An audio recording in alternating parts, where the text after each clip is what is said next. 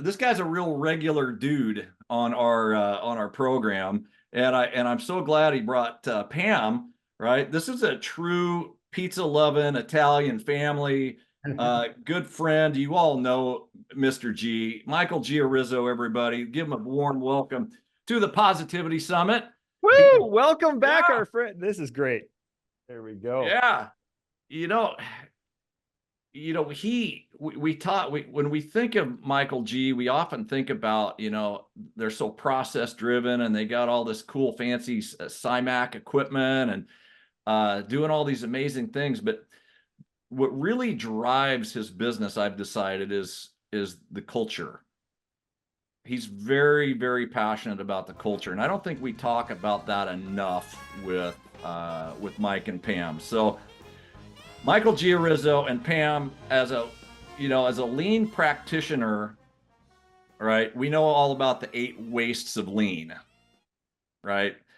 Which one do you see as the biggest form of waste in most collision repair shops? I think we both know the answer to that, don't we, buddy? Yeah, we do. Well, first of all, it's great to be here. This is actually the first summit that I've missed live because we're in the Bahamas on a little vacation. Oh, So I'm hoping I can get that recording before I get on the flights to check it out on the flight back. I was thinking next time we just all go to the Bahamas with you. We'll just take everybody from the summit and have it there. yeah.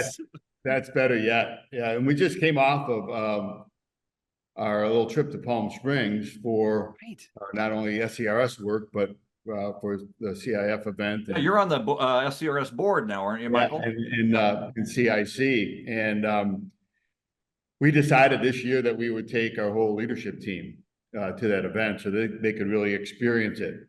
Yeah, here's a couple pictures for you just to prove it. See a little picture there of them. And the reason I'm leading into this is because we have really discovered and bought into that the #1 form of waste is really just leaving untapped potential with your people and not, what is so wasteful is not developing a culture where that whole team feels a part of, that they can make a difference and they feel safe in that environment. And when you really turn that loose, it's amazing. Talk to me more about feeling safe in that environment. Is that what we're talking about, psychological safety in the workplace? Yeah, we've worked with a number of companies, but lately with a company called 912. Hence the day after 9/11, where people came together for a cause greater than their whole. And it's really helping us to understand, what that safe environment is actually about. And, vulnerability, trust, and, just being able to openly express yourself without fear of any type of, repercussions. And we have a very, very, very tight family team. It's amazing. Was it always that way, Michael, or did you have to learn how to create that type of culture? I think we've learned over time, but over the last couple of years, really started to accelerate that and, really make it a focal point. Being a people first company, we want to reinvest and invest in our people any way that we possibly can. So if it's helping their personal development or professional development or skills development, we're all in. And so it feels like over the last couple of years that we've really gained momentum, as a family operation, as an extended family operation, that our people really have a vested interest in our why, what we do, our cause, which is really restoring that customer confidence with a documented safe and proper repair. And our people really take that to heart. They really know how important that is. And because, gone are the days when a bad repair was just ugly, right? The quarter panel wasn't wavy or the paint didn't match, but nobody hurt. And now we're in a totally different era where everything that we do and everything that we touch affects that customer and potentially people around that customer. And as we get, into the coming years, where the percentage of vehicles that are so technical and they're so advanced, when the percentage of vehicles starts to really grow and make a significant impact on the roads, man, we better we better take that to heart as an industry. Because So true. Yeah. talk about connected going- vehicles and I'm going everything. off script just slightly here, but you know, you've grown into a pretty substantial MSO, right? You've how many locations do you have now? So we have 7 that we operate, and we have 4 now that we license, and that's a whole Well, set of learning. That's an additional set of learnings itself, the right? question is you're still maintaining that family culture. How do you do that across 7 locations, across Well, how many different states? Yeah, and what make it even more challenging is that we're pretty geographically spread. That's what I mean. Yeah. So you take an event like last week in Palm Springs, and our people just love getting together because they've been Zoom calling for the past year. And we have some locations that are a drive time distance between each other, but some are flights. We do a lot of rotation with people and support of other stores with people from other stores, so they do get some exposure there. But we do a lot of Zoom calling. We just have a big caring group, and they truly do. They truly care about why we do what we do, but they care about each other. So when you say a big carrying group, one of the things that we've been measuring you on with the vehicle manufacturers, and maybe you know or don't know this, but we actually have a call center that calls the shops and measures their customer and guest experience. And I got to say, maybe you guys don't know this yet, but you are scoring very high. Matter of fact, this is what I have in my hand right here. This is the heavyweight championship belt that's going to be handed out at the Toyota event this year. And this is going out to the best mystery shop call. And you guys are in contention for this right now. Wow.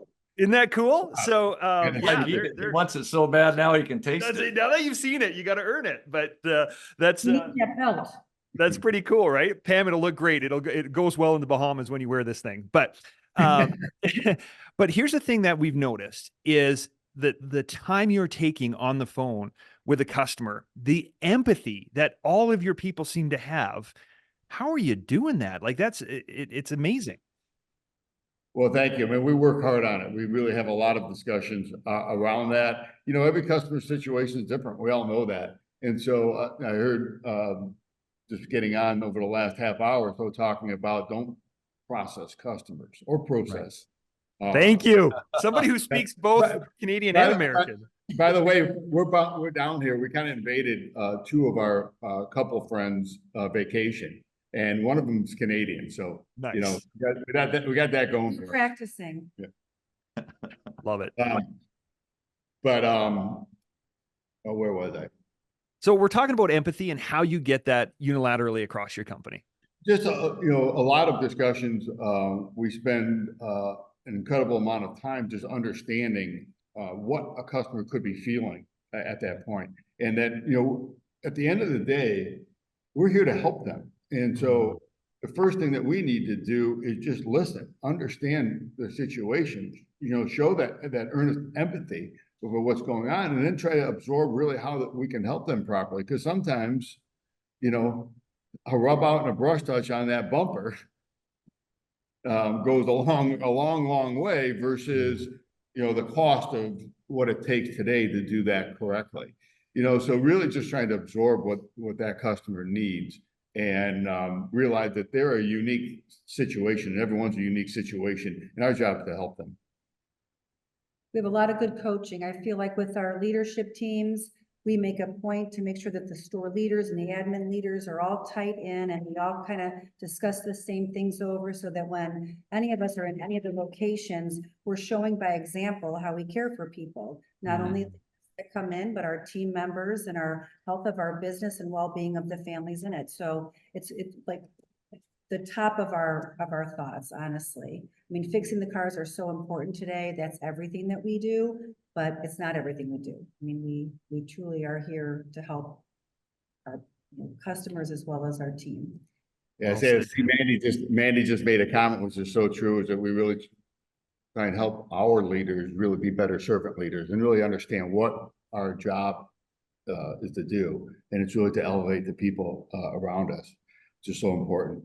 You know, after Katie's presentation, I thought of a new song, David. Maybe you could write this, you know. I'm on it. Right. hunting, fishing, and body shop, and loving every minute of it. I think we could do that. We're gonna put a band together for next year. I think we got to get a band going here. So I like it. So you've always been really in touch with where things are going in this industry. Kind of, let's wrap this up. Where do you think things are headed in the collision industry, and what should shops do to prepare for it? I always value your opinion on things like that. Yeah, thank you. You know, I feel like I'm on a transparency crusade for our industry, and I truly believe that that's where we're going. And it's best for us as an industry to lead that, because with the complexity of these vehicles, with the safety systems, the connection that these vehicles have, we will absolutely have to document a repair correctly, so that somebody down the road that may be purchasing that vehicle as a pre-owned vehicle can actually do that with a lot of confidence, that they're putting their family into a safe vehicle. And we're starting to hear things around the country like certificates of calibration and different ways to validate that repair. And as you guys know, we've developed our own application in-house, which hopefully we can share with the industry, that really helps build that documentation so that you actually. When are you going to share that with the industry, pal? You've been kind of greedy Well, with what's interesting is that you never stop learning, and boy, are we learning about the software industry, right? The software business, and how challenging that is. And so our application, working our management system, how easy that goes now after a couple of years of pain and development. And we need to bring that user experience to the industry. But creating really a storybook, what was done to the vehicle and why. That back of documentation is going to be so important for the future of our industry. I don't see it going any other way. And so, our mentality always is, let's just create it ourselves and lead it. Love it. Pam, Michael, appreciate you guys so much. Thanks for everything you do. Thanks for taking time from your vacation to hang out with us. This is pretty awesome. Our pleasure. Everybody, Michael and Pam Giarizzo, thank you for being here. Thank you, guys.